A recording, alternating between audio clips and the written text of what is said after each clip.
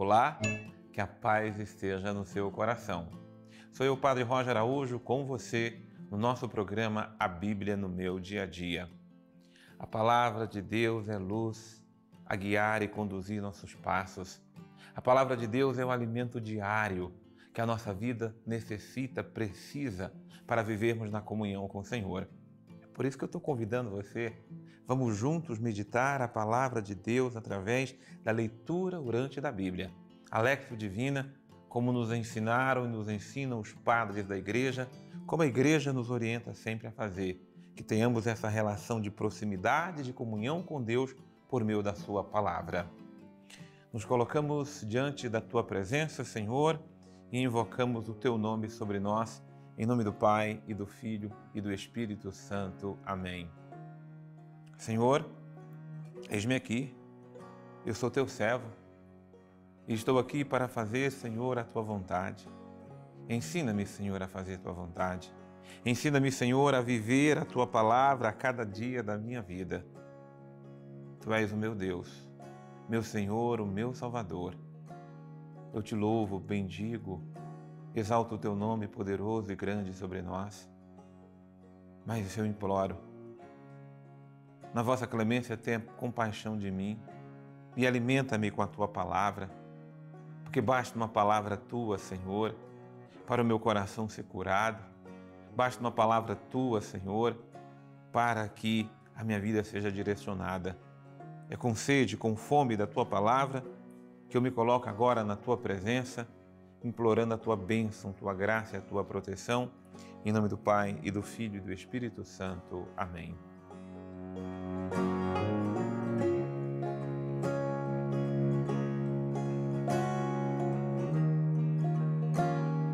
Estamos todos nós buscando em Deus a direção e a luz para a nossa vida. E a palavra de Deus é o nosso refúgio, o nosso porto seguro. Porto seguro da fé é nos alimentar e nos abastecer da palavra do Senhor, porque só Ele tem palavras de vida eterna. Muito bem, aí no seu caderno, no seu diário espiritual, primeira coisa é anotar a passagem que estamos hoje meditando. É o Evangelho de Lucas, Lucas 9, de 37 a 43. Coloca a data de hoje, né? Com aquilo que vamos meditar na palavra de Deus hoje, até o versículo de número 43. Tá? Quando, no dia seguinte, desceram da montanha, uma grande multidão veio ao encontro de Jesus. Veja, já nesse primeiro versículo, que as multidões têm sede da presença de Jesus. Onde Jesus está, a graça de Deus está acontecendo.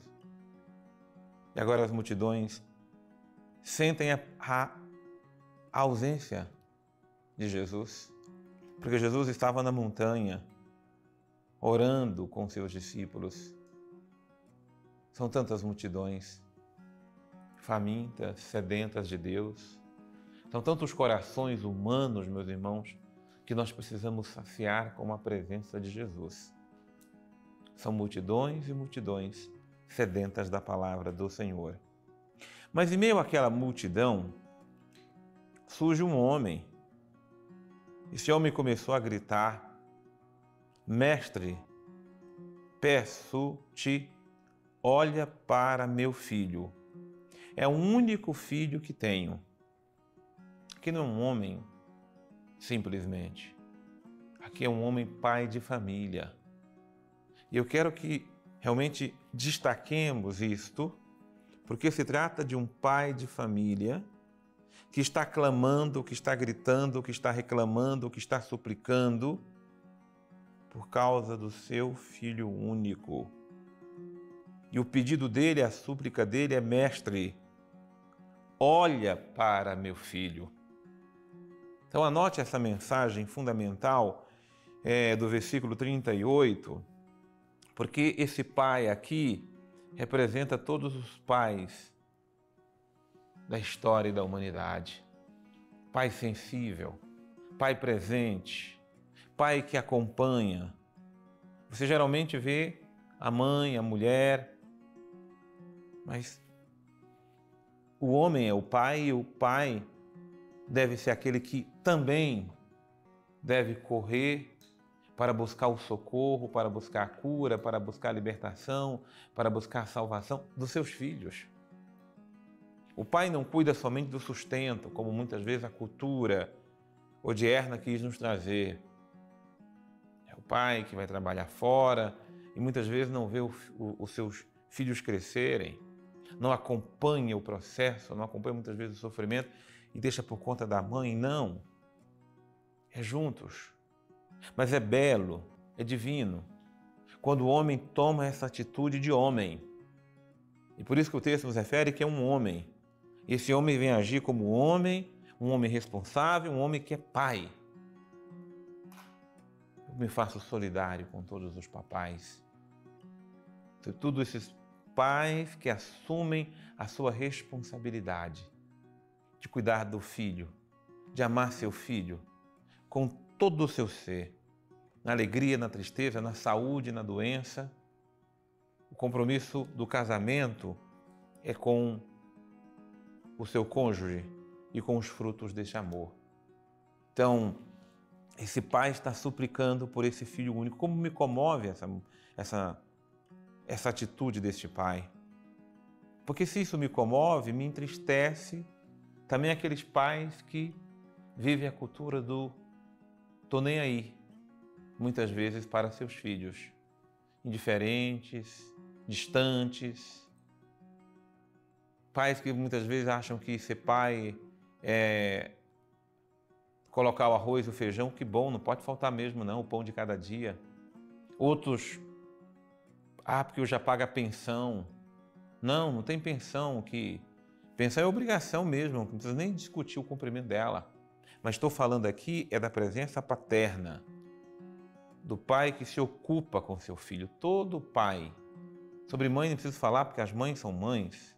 Nós já sabemos como ela exerce de forma sublime isso. Mas todo pai tem que se ocupar da vida do seu filho.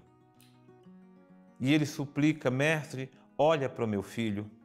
Um espírito o domina e de repente ele começa a gritar, sacode-o com violência, fazendo-o espumar pela boca e com muita dificuldade. Depois de machucá-lo, deixa-o. Claro que os sintomas que ele apresenta aqui são sintomas da epilepsia. Óbvio que a compreensão da ciência, da medicina da época, não é a compreensão que nós temos hoje, com toda a evolução, com todo o tratamento, com toda a própria facilidade hoje que já se tem de acompanhar a complexidade de uma situação como essa. Mas aquele pai só via o seu filho sofrer, só via o seu filho ser dominado, só via o seu filho realmente ser movido por um espírito que vinha e o agitava, o sacudia. E você sabe, né? E a criança, ela começa a se machucar, ela começa a agir com violência, começa a sair espuma pela boca. E o que fazer? Pedia aos seus discípulos que o expulsassem, mas não o conseguiram. O homem está entendendo que um espírito, né, é que está dominando o seu filho, pediu para os seus discípulos não conseguiram fazer nada por aquela criança. E Jesus tomou a palavra. Ó geração sem fé e perversa, até quando vou ficar convosco e suportar-vos? Porque nada mais é insuportável para Deus do que uma pessoa, do que um filho, do que um seguidor que não tem fé. E aqui tem uma geração que, além da incredulidade, ela é perversa. O que é a perversidade aqui? A perversidade de não acolher, a perversidade de não cuidar, a perversidade de ser indiferente à dor, ao sofrimento. E aqui a dor e o sofrimento não é só de um pai. Aqui é a dor e o sofrimento de uma criança. Como nós precisamos vencer as perversidades da alma que nos deixam indiferentes às complexidades da vida. ao sofrimento do outro. Nós estamos denominando o sofrimento do outro como sofrimento alheio. Não é um sofrimento alheio, é um sofrimento que é nosso. E aquilo que os discípulos não o fizeram, não acolheram o sofrimento dessa criança e nem desse pai, Jesus o fez. Traz aqui o teu filho. Os filhos têm que vir a nós. Os filhos que estão doentes, os filhos que estão sofrendo doenças crônicas de diversas formas. Nossos filhos não podem ficar distantes de Deus, da igreja. Trazei-o aqui. E enquanto o menino se aproximava, o demônio o jogou no chão, o sacudiu violentamente. Jesus, porém, repreendeu o espírito impuro, curou o menino e restituiu ao seu pai. E todos ficaram pasmos de verem a grandeza de Deus. A grandeza de Deus, primeiro, é em acolher seus filhos. Todo filho de Deus é acolhido por Deus. E nós precisamos ser, como filhos de Deus, aqueles que acolhem os filhos de Deus, sobretudo aqueles que mais sofrem. Todo milagre, ele vem da acolhida. É a mãe que acolhe o seu filho que vem com alguma doença, com alguma complexidade. É o amor que vai operar o milagre da cura, o milagre da bênção, o milagre de amar o Filho, a criatura de Deus, que é uma bênção para nós. Vamos trazer aqui conosco o nosso querido Padre Antônio Xavier. Estamos diante de uma passagem muito interessante. Assim que Jesus desce do Monte da Transfiguração, que nós chamamos de Monte Tabor ou Monte Santo, exatamente por causa de uma citação lá da 1 Pedro, que fala de Montanha Santa, mas Tabor realmente não é um nome que apareça na Sagrada Escritura, nesses textos aqui, nesses trechos de textos, né? Só é lembrado realmente lá no livro de Juízes, mas de qualquer forma não importa tanto. Jesus desceu o Monte da Transfiguração e aqui já tinha uma muvuca, uma multidão ali com os outros 9 discípulos que tinham ficado lá embaixo. E aqui nós temos um homem que pediu para que eles curassem o seu filho que é epilético e Jesus está ali presente escutando do homem que eles não foram capazes de fazer. E aqui, obviamente, primeiro tem uma indignação de Jesus, que fala da geração incrédula, falando dos seus discípulos, olha que coisa danada, dizendo, olha, vocês não estão fazendo a lição de casa, né? Que geração incrédula vocês. E vai lá e cura esse menino. 2 detalhes, então, nós pegamos de interessantes. Bem, primeiro detalhe, bem interessante, diz respeito ao fato do menino ser epilético, é assim que nós encontramos na Bíblia, né? E que aqui é falado que era um demônio que espumava, que o jogava no chão, que fazia isso, fazia aquilo. E a pergunta é, era epilético ou era um demônio? Bem, é costume lá no tempo de Jesus que qualquer manifestação de doença psicológica ou qualquer outra doença que não conheçam muito bem o que é, que imaginassem que fosse ação do demônio. Então nós dizemos hoje que é um menino epilético porque nós sabemos, conhecemos o que é epilepsia, o que é a causa e como ela se manifesta. No tempo de Jesus, esse tipo de manifestação era entendida como sendo um demônio, mas para a gente, de verdade, no campo da fé, pouco interessa, porque o que importa é Jesus curou o menino. Porque alguém poderia dizer, não era um demônio, era epilepsia. Ok, você conhece alguém que cura epilepsia desse jeito que Jesus fez? É claro que não. Então o que interessa de verdade é que ele foi capaz realmente de realizar esse milagre, devolvendo então o menino aos seus pais. Agora, interessante também é a parte dos discípulos, que aqui não é lembrada, mas no Evangelho de São Mateus, eles perguntam a Jesus, por que nós não conseguimos expulsar? E a resposta de Jesus é porque certos demônios só são expulsos com oração. Ou seja, vocês não estão fazendo a lição de casa, vocês não estão rezando. E isso é muito importante. Muitas pessoas querem a graça de Deus, querem manifestações gloriosas, milagres, até pede que Deus lhes conceda dons cada vez maiores para que possam desempenhar uma boa missão em relação aos outros, estão até assim bem motivadas. Mas isso não basta.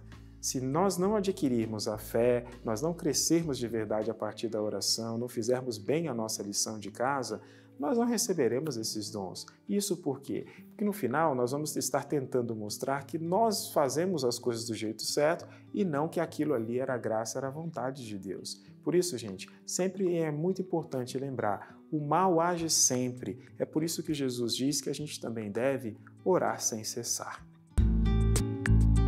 Meu Mestre Jesus, que tivestes compaixão, misericórdia de toda dor e de todo sofrimento humano.